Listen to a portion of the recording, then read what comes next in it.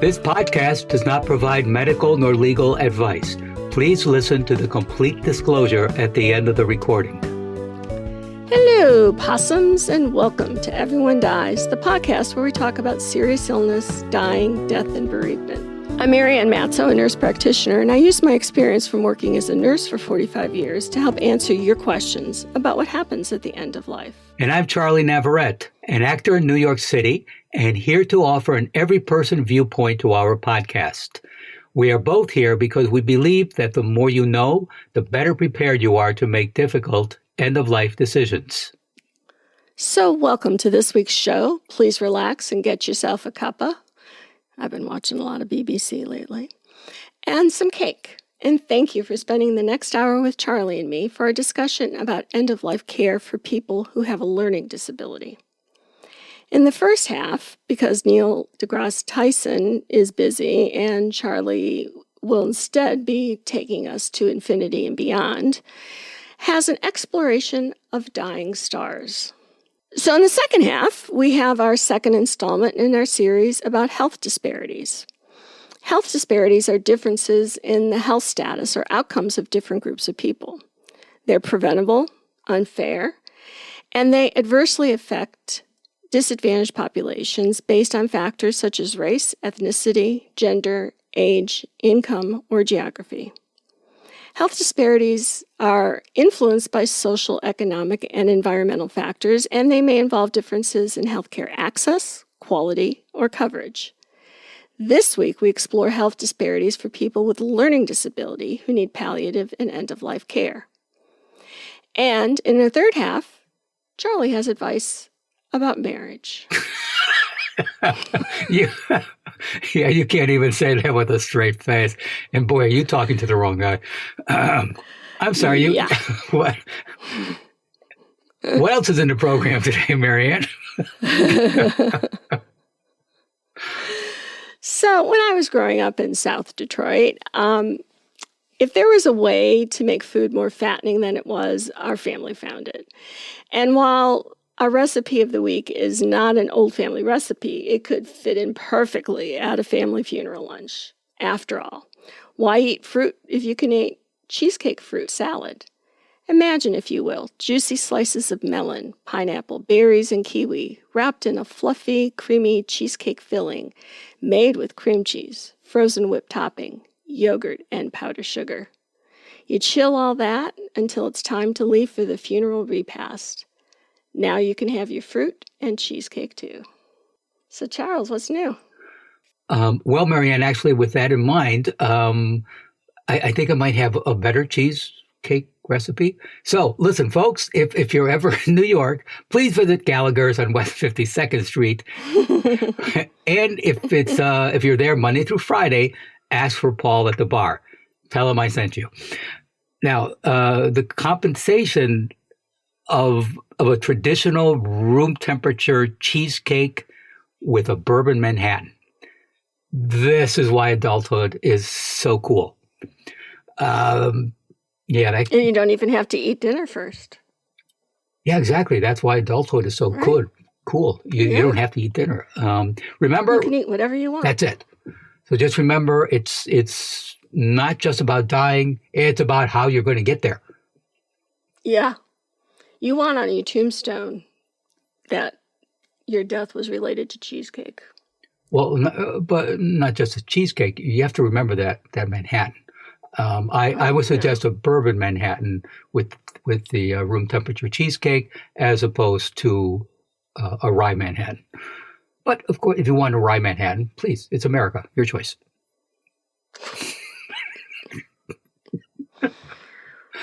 And now this transition to Jonah and the Whale. I can't wait to hear this one. Oh, yes. Speaking of, speaking of whales, I'm sorry, now my mind is on that damn cheesecake and we know where you're going for lunch. Yeah. Yeah. Moving on, we've had Moby Dick, also known as the Whale, Jonah and the Whale, Shamu the whale and her squeeze Namu, and of course Monstro, the sperm whale who swallows Geppetto, Pinocchio's father. Now, in the 2022 stop-motion film version, also called Pinocchio, Geppetto has been grieving for years for his son who was killed during World War I. Drunk and channeling his grief, Geppetto cuts down the tree he planted in his son's memory and carves out a wooden boy. Not to worry, based on the original Pinocchio book from 1883, a dogfish-like sea monster swallows both. And for those of you into swallowing, National Geographic states that a single blue whale eats an average of 16 tons of food a day. That's about 70 to 80,000 Big Macs. I have no idea who did the counting or how. Neil deGrasse Tyson would know. Yes. Just saying. Yes. You know, I met Dr. Tyson once. It was on the Really? It was on the subway, and you know it's Neil deGrasse Tyson. You figured he'd be beaming from place to place. No, he was on the subway, and this was so mortal. Not sure. And this was several years ago when he decided Pluto, the planet Pluto, not the puppy, not the dog, the planet Pluto was no longer considered a planet. Yeah, he made that up on his own. He made that decision on his own. It was a big outcry. And so I was on the subway, and you know, there's Dr. Tyson. I go up and I introduce myself to him. And I said, Doctor, I have to disagree with you about Pluto not being a planet. I gave him my thoughts on that, and he looked at me, smiled, and he said, "Get over it."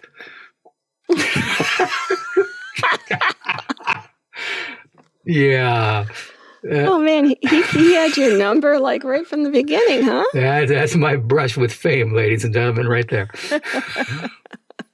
Get over it. Yeah, get over it. But at least he smiled when he said it. So there we are. Since everyone dies, and all creatures, studies suggest that a variety of dolphins and whale species grieve for their dead, which brings us to, for the first time ever, astronomers have witnessed a dying star. And I don't mean some Hollywood actor who has seen better days, swallowing an entire planet. You know, I really need to work on these transitions. Margaret Osborne for Smithsonian Magazine states that for decades, scientists have only been able to witness the before and after of such planetary engulfment. MIT astrophysicist Kishalay D was the first to see a planet gobbled up by a star.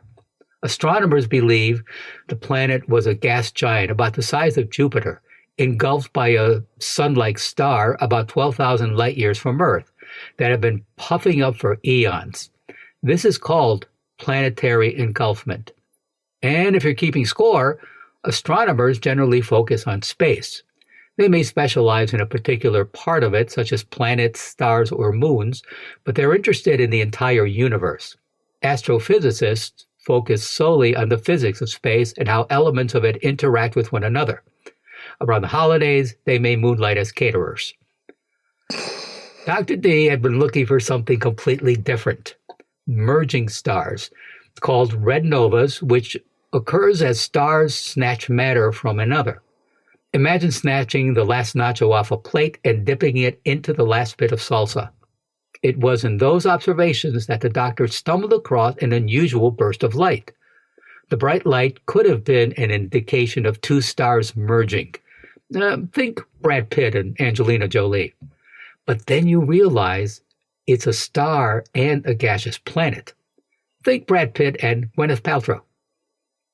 When stars begin to die, they expand and become nearly 1 million times larger in size. Scientists have theorized that during this phase, the star probably engulfs nearby planets, emitting bursts of light in the process. But until now, evidence of this has been circumstantial. For decades, scientists have only been able to witness the before and after of such a planetary engulfment. Researchers say planetary engulfments are very likely relatively common throughout the universe. For over a century, physics models have predicted that this should be the fate of planets orbiting close to certain smallish stars.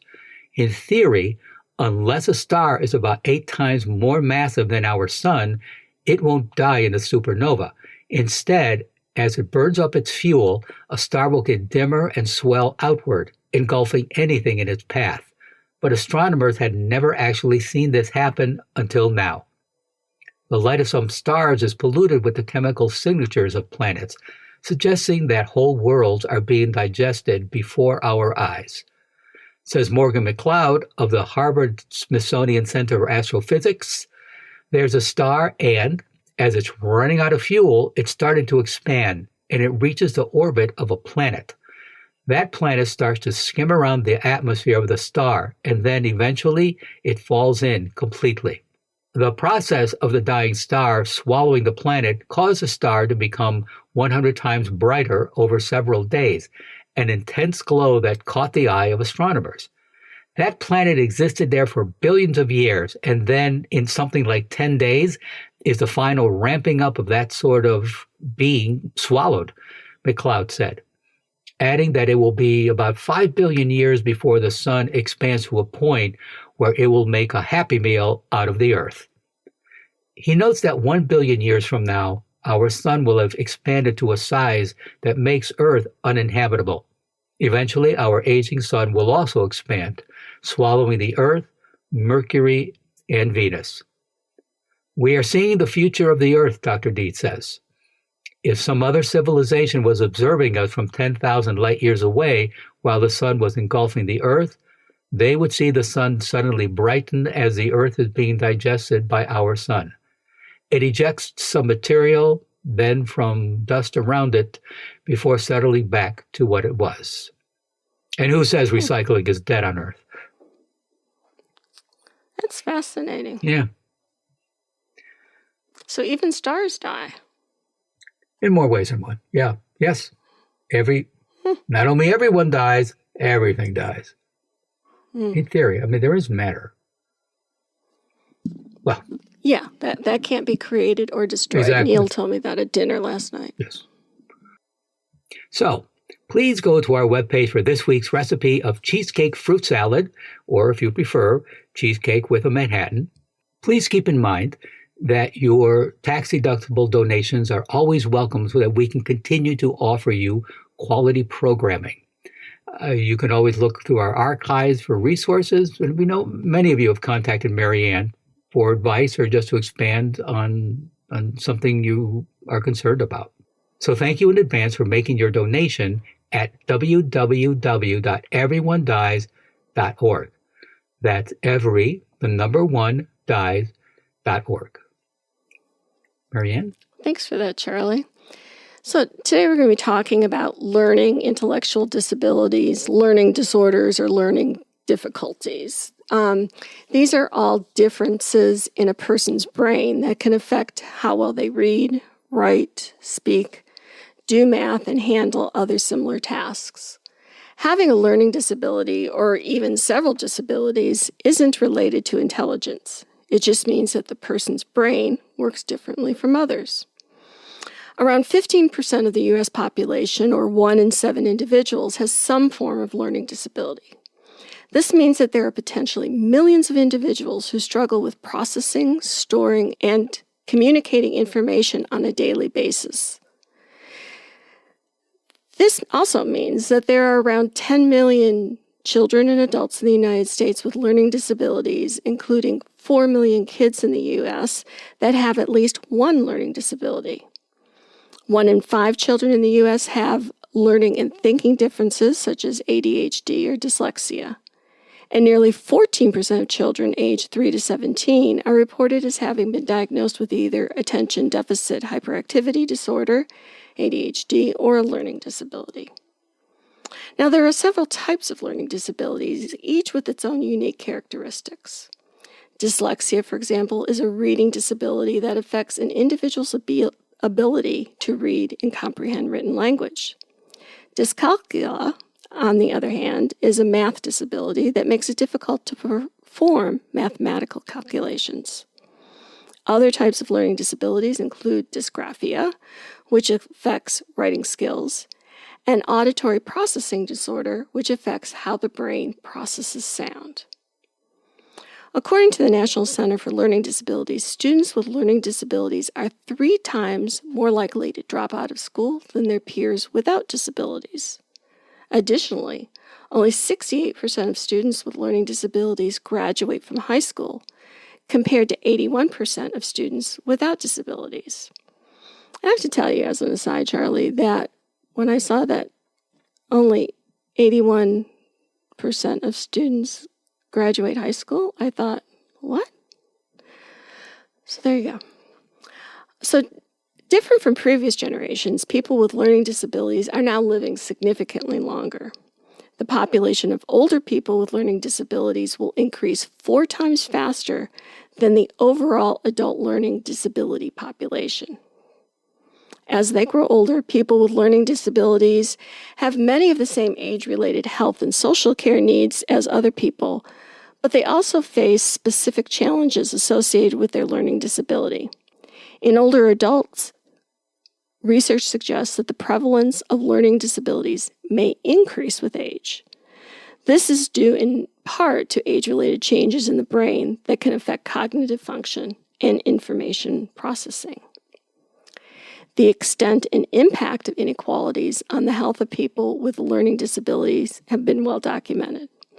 Research findings indicate that people with a learning disability are 3 times as likely to die early than the general population. They are also more likely to experience poor general health and to have high levels of unmet physical and mental health needs. Health inequalities for people with learning disabilities also extend into palliative and end-of-life care. A 2016 Care Quality Commission review regarding inequalities in end-of-life care identified that people from certain groups in society sometimes experience poorer quality care at the end of their life because providers do not always understand or fully consider their needs, and people who have learning disabilities are one such group. It was documented that for many people with a learning disability who were dying, end-of-life care was not coordinated, and the support for the person and their family could have been improved. It also identified that people with a learning disability were less likely to have access to specialist palliative care services and opioid analgesia than a comparison group of people without a learning disability. Other research has suggested that hospice, palliative care, and end-of-life care professionals report limited contact with people with learning disabilities and a lack of confidence in working with this group and understanding their needs.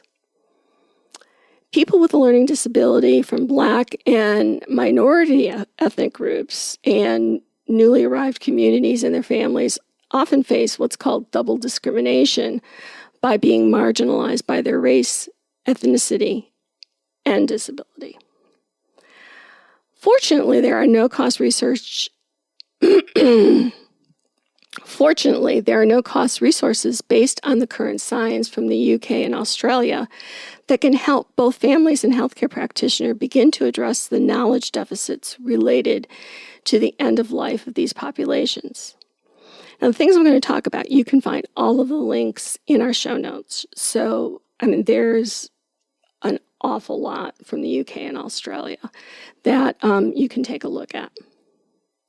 Now, I know talking about the end of life is not easy, and it can be even harder to talk to people with learning intellectual disabilities. Please know that not talking about difficult topics does not make them go away and only makes the end of life period more difficult for the person that you love and care for.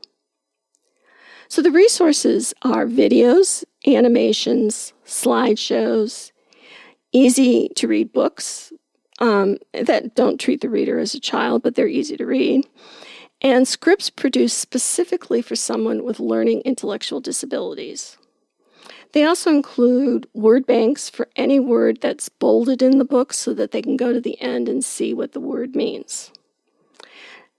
These resources address common misconceptions that include people with intellectual abilities don't understand or can't comprehend death. People with intellectual abilities don't show grief, therefore experience no grief. And that talking about it would just be too upsetting for them. But We now understand that people with intellectual abilities respond to bereavement and loss in essentially the same way as everyone else, and that the effects of bereavement may be prolonged with people with intellectual disabilities experiencing more anxiety, depression, irritability, and other signs of distress. Expressions of grief might be obvious, such as sadness, crying, or depression, or it might be the expression of emotions through behaviors such as irritability, sleep problems, anxiety, or expressions of fear.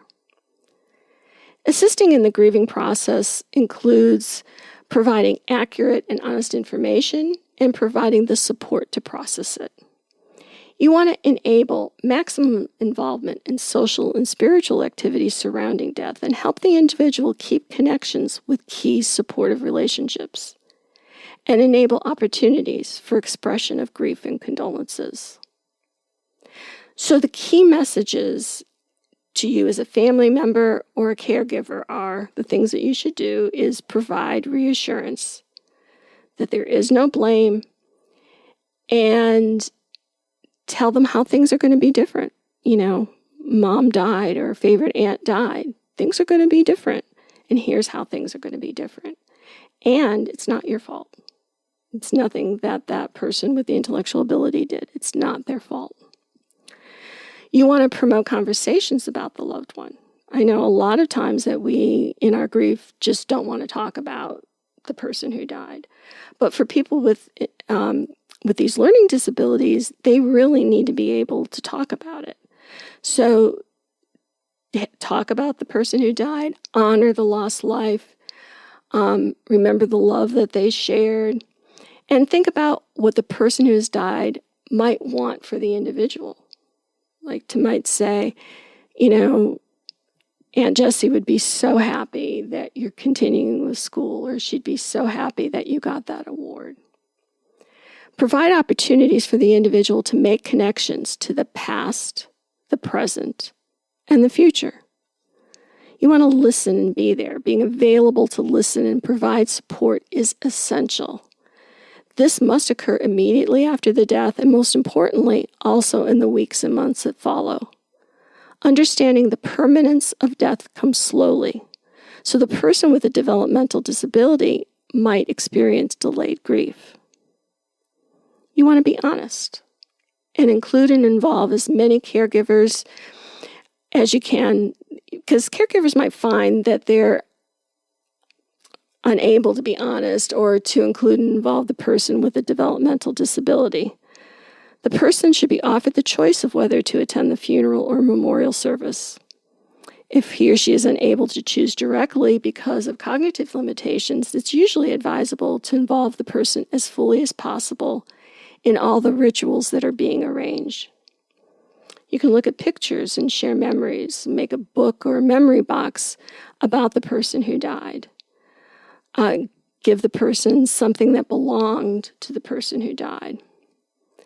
And actively seek out nonverbal rituals. Now, nonverbal rituals with which most cultures surround death might be helpful to many of us. They are particularly helpful to people with intellectual disabilities who cannot find solace in the written or the spoken word. Counseling picture books may be helpful in explaining what happens when someone dies. Or you could go and light a candle in honor of the person. Visit places that they used to go together. Talk about how much the person who is gone would be happy about a present activity. And support the observation of anniversaries. Anniversaries should be formally observed. Many religions have formal services the year after someone died, but this is especially helpful at the time of the anniversary of an important loss. People with disabilities have the right to participate fully in the grief and mourning process in all of society's support systems and rituals associated with those losses. Effort is needed to offer death education to professionals and to parent organizations so they can become familiar with normal grief reaction and provide proper supports. Death education can be introduced in the school and an adult education curriculum for people with learning disabilities. Advice is needed to construct guidelines for special agencies to follow when a death does occur. This might include helping professional caregivers rehearse breaking the news of a death. Because, like we said, and Charlie always says, in the middle of a crisis, it's not the time to kind of figure out the details. Well, if professional caregivers rehearse with each other, how do you tell somebody that there's been a death? Then when you actually have to do it, for real with somebody, you at least have practiced the words. The importance of ensuring that the bereaved person has some mementos of their deceased relative must be remembered, and it's important that those nonverbal rituals at the funeral can also be helpful. Bereavement counseling for people with intellectual disabilities should be made available routinely and not just when a maladaptive reaction has been recognized as grief. Both individual and group work with bereaved individuals could be helpful, particularly nonverbal approaches such as the use of counseling coloring books. So I think that if you know of or interact with people with learning disabilities, and given the number in our society, you probably do, that really go to look at the show notes, because there are some incredible resources there. And you know where to find them so that if you need them, you can put your hands on them again. So, Charlie, do you have any thoughts or questions about that? Just prepare. Yeah, don't. Have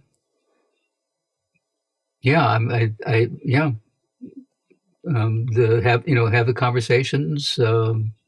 Do things in advance. Please don't wait till they're in the middle of a crisis. Yes, which I often say. Just that. Yep. Yeah. That. But Charlie, really, you should go take a look at those resources from the UK and Australia. They are just incredible. We don't have those kinds of things here. So yeah, and we'll steal theirs. Sure. And it'll be that's what they're there for. We don't have to reinvent the wheel. Their stuff is great. Yeah, it's just it's like less and less. Just basic information like that. It's just not around. I guess it's not in people's budgets. It's not in hospitals' budgets, or information coming from the federal government. Just like when we were kids, we would get information about bombs dropping on our heads. I was just going to say duck and cover. We're not traumatized. No. No, we're not. But you just learn stuff in school. I mean, walk to the right. Even just something basic like walk to the right. It's don't get me started. Okay, so really? Yes, that. I see this going downhill very quickly. Yeah. So let's move on. This week's question is from Carolyn Hax's daily advice column in the Washington Post. Hi, Carolyn. My husband and partner of 37 years, aged 65, has been courageously battling a neurological disease for the past 10 years. He is 3 years past the average life expectancy for this disease, and life is getting tough for him. This week, he decided he no longer wants to live, and asked me to set up an appointment with his doctor to talk about his death, which I did. The doctor is all for not prolonging suffering and will help him end his life. Am I selfish to want him and ask him to fight for more time together? More kisses, more sunsets, more waking up together? I think he could have another year or more, but it would be super difficult for both of us. He wants to do what's best for me and says he doesn't want to be a burden. Should I respect his wishes and support his decision? Would I just be postponing the inevitable at his expense? What is the right thing to do? What do you think, Marianne? Well, there's something called self-determination, that we can make our own decisions for ourselves. And I would guess that her husband's thought long and hard about what he wants to do. And everybody knows when enough is enough for themselves. And I appreciate that she wants more time, but the fact of the matter is that if she had another year, she'd say, but I just want another 6 months. And then after 6 months, well, I just want another 3 months. Yeah.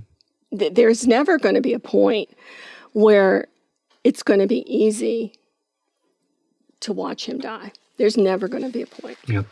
And, you see people saying, oh, I just want one more minute with them. But yeah, I know you do, but one more minute wouldn't really be enough. Right.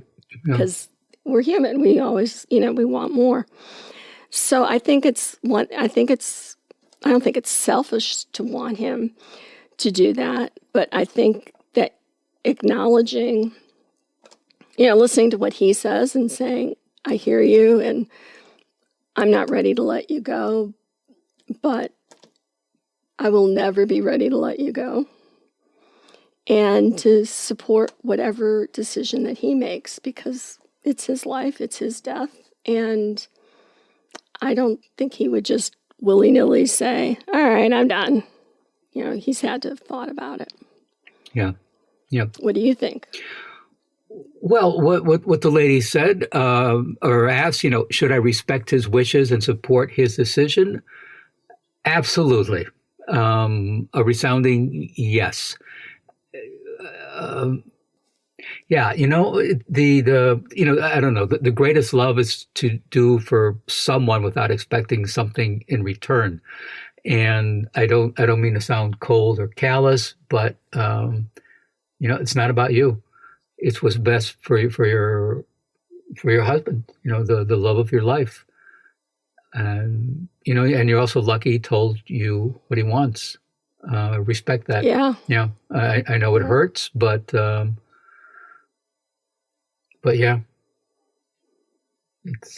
you have to respect that. Because at some point, she may be in a position of saying, here's what I want or here's what I don't want. And she's going to need her children or whoever her proxy is to do what she wants. Right. And now here is Carolyn Hax's answer. If extending his life would not, in fact, be a burden to you, if instead you would welcome it, then it is important for him to hear that. If extending his life would be a burden for him, then it is important for you to hear that. I hope it's not jarring to say, amid the terrible misfortune of his illness, what a lucky man he is to be so loved, and how lucky you are to have found him. I kind of find that answer unsatisfying. Why? She's telling her to. We all seem to be in agreement. Why is that unsatisfying? I don't know. It seems like this woman is really having trouble with the decision. I don't know. It just feels a bit glib to me, but maybe that's just me. Okay. But who knows? Maybe Carolyn's uncomfortable with death. I don't know. That's true. It's possible. And with that, please stay tuned for the continuing saga of Everyone Dies. And thank you for listening. This is Charlie Navarrete. And from Nobel Prize-winning author Saul Bellow, losing a parent is something like driving through a plate glass window. You didn't know it was there until it shattered, and then for years to come, you're picking up the pieces. I wish kids could get that before we die. Could get what? That they would get that idea they would that they're going to be picking up the pieces for the rest of their life. Yeah. As they take us for granted, they think we're going to always be here. Right. Very true. And I'm the type of mom who says to the girls, I'm not going to always be here. I am going to die. And they're like, God. Oh, Mom. You're always so negative.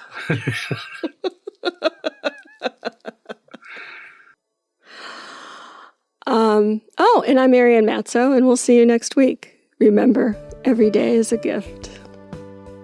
This podcast does not provide medical advice. All discussion on this podcast, such as treatments, dosages, outcomes, charts, patient profiles, advice, messages, and any other discussion are for informational purposes only and are not a substitute for professional medical advice or treatment. Always seek the advice of your primary care practitioner or other qualified health providers with any questions that you may have regarding your health. Never disregard professional medical advice or delay in seeking it because of something you have heard from this podcast. If you think you may have a medical emergency, call your doctor or 911 immediately. Everyone Dies does not recommend or endorse any specific tests, practitioners, products, procedures, opinions, or other information that may be mentioned in this podcast. Reliance on any information provided in this podcast by persons appearing on this podcast at the invitation of Everyone Dies or by other members is solely at your own risk.